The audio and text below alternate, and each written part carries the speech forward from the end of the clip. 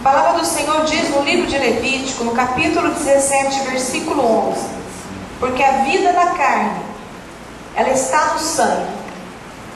Eu vou-lo tenho dado sobre o altar, para fazer expiação por vossa alma, porquanto é o sangue que fará expiação em virtude da vida. Portanto, tenho dito aos filhos de Israel: nenhuma alma dentre vós comerá sangue, nem o estrangeiro que peregrina entre vós o comerá. Qualquer homem dos filhos de Israel, ou dos estrangeiros que peregrinam entre vós, que caçar animal ou ave que se come, derramará o seu sangue e o cobrirá com pó. Portanto, a vida de toda a carne é o seu sangue. Por isso, eu tenho dito aos filhos de Israel: não comereis o sangue de nenhuma carne, porque a vida de toda a carne é o seu sangue. Qualquer que o comer, ele deverá ser eliminado. Amém? Glória a Deus. Pode sentar, irmãos. É uma palavra dura, né? Uma palavra da velha aliança, que fala sobre o sangue. E hoje nós vamos falar sobre o sangue de Jesus. Que é noite de ceia, nós temos que relembrar o sacrifício que o Senhor fez pela tua vida. Não valeria nada na igreja apenas se nós não relembrássemos o que o Senhor Jesus Cristo fez por nós, não é verdade? Nós poderíamos fazer todos os momentos de oração, adoração, até de missões, mas se nós não relembrarmos o preço que foi pago na cruz, nós estaremos fora da palavra do Senhor. Eu quero falar com você hoje sobre aliança de sangue. Repete comigo: aliança de sangue. No grego, aliança quer dizer dietieke, e quer dizer deixa fluir a vida. E no hebraico quer dizer birtz, derramar sangue. Então, aliança e pacto são palavras do Senhor e que significam a mesma coisa. Elas têm um significado na nossa vida que tem que ser muito profundo e que nós temos que sempre buscar ter cada dia mais um entendimento ampliado do que o Senhor tem para as nossas vidas. E nós vamos falar dessa aliança. Então hoje, simbolicamente, eu pedi para o meu esposo fazer para mim essas alianças. Elas vão representar alianças.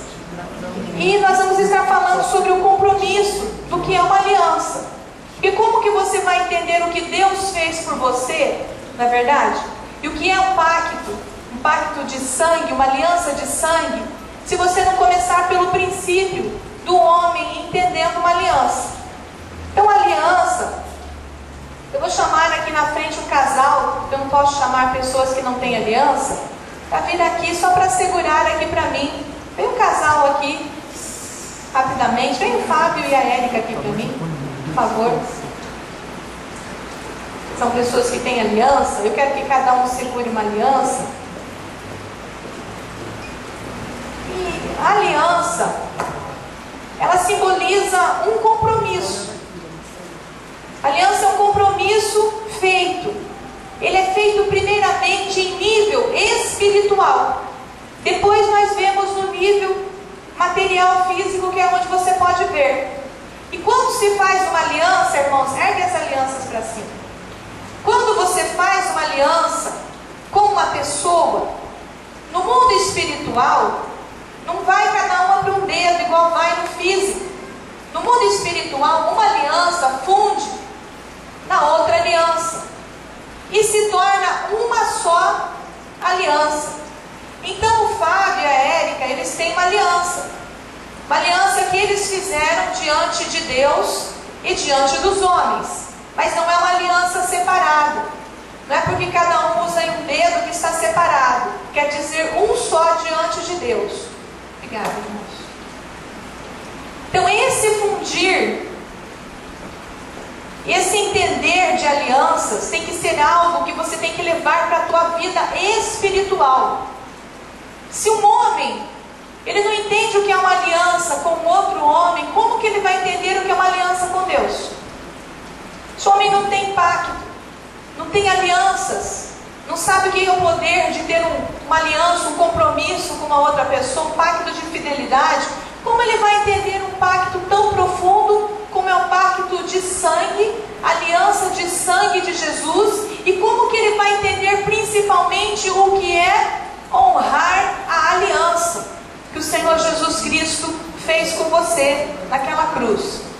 No Antigo Testamento fala-se muito sobre alianças, alianças feitas com sangue, porque o Senhor, o nosso Deus, ele interpreta a aliança como um compromisso com sangue, selado com sangue, com derramamento de sangue, para que haja a eliminação do pecado, para que haja a remissão e para que haja um compromisso espiritual.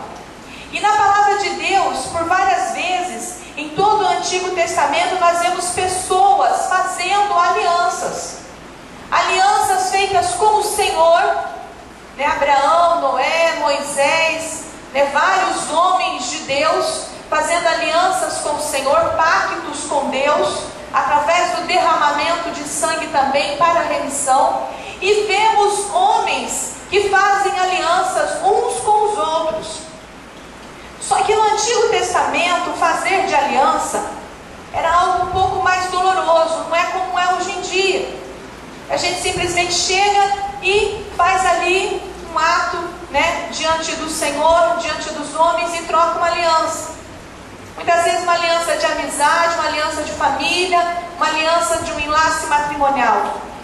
No Antigo Testamento, as pessoas, para trocarem essas alianças, para fazerem um compromisso uns com os outros, eles tinham que fazer também o derramamento de sangue naquele momento. E entre os judeus e mesmo os pagãos, mesmo o povo que não era de Deus, eles mesmo não sendo de Deus, irmãos, eles entendiam o que era o compromisso de se fazer uma aliança de sangue com alguém, de se fazer um pacto com alguém. Na cultura deles isso era muito forte, eles levavam muito a sério, era muito honrado, não era algo que se desonrava rapidamente, não. Então entre eles faziam alianças.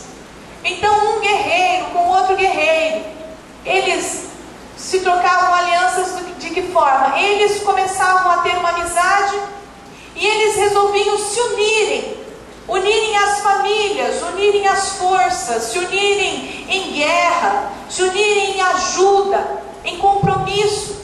Então cada um dos guerreiros, eles pegavam e faziam ali e escreviam sobre o que seriam seus compromissos, sobre a sua fidelidade.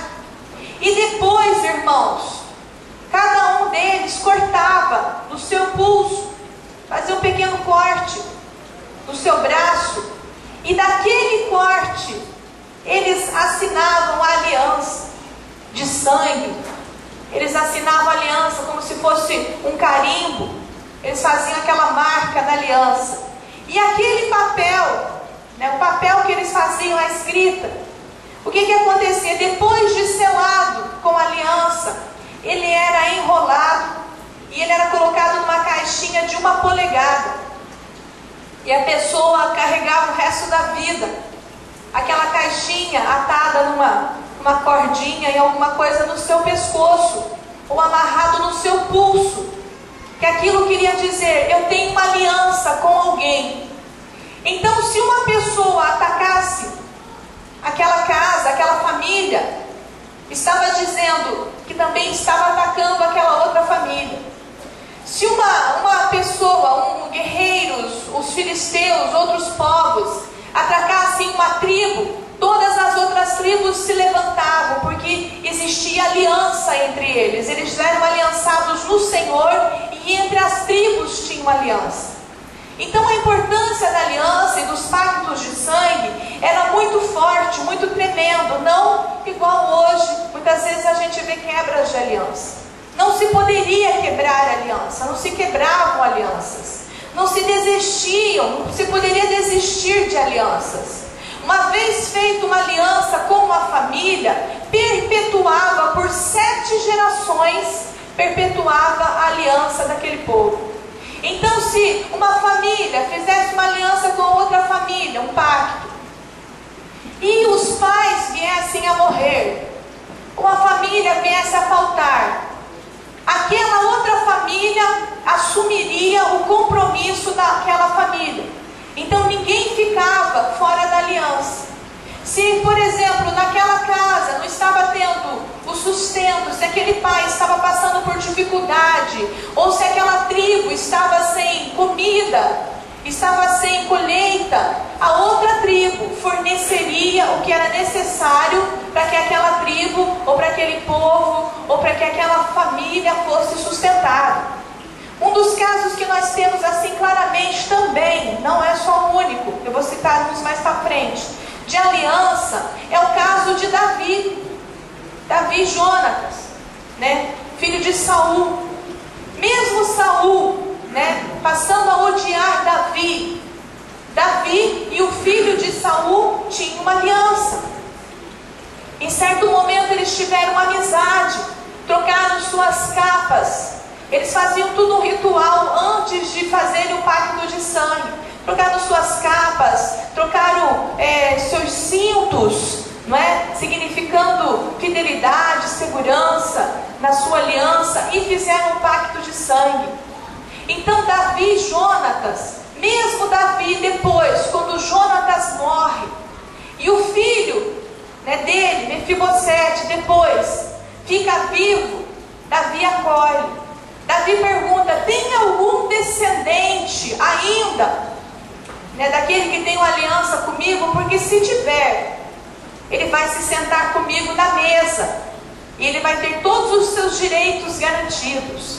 Então você veja o que era ter uma aliança, o que era o compromisso de uma pessoa aliançada, isso entre os homens. Então você imagina como era uma aliança feita com o Senhor, como que era forte, como que era tremendo.